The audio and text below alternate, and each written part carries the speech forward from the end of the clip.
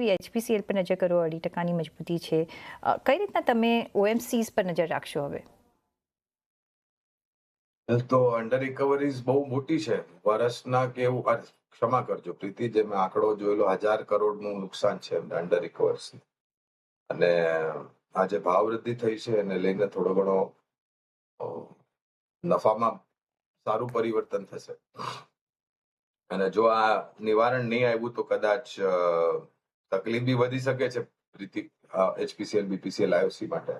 સરકાર તરફથી થોડું સબસિડી મળે છે, પણ એ એટલું નથી હોતું કે નુકસાનનું બધે ભરપાઈ થઈ શકે.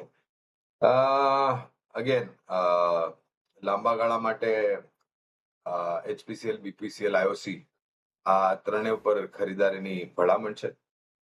રોકાણ હોય તો જાળવી રાખો, ન હોય તો કરી શકો છો.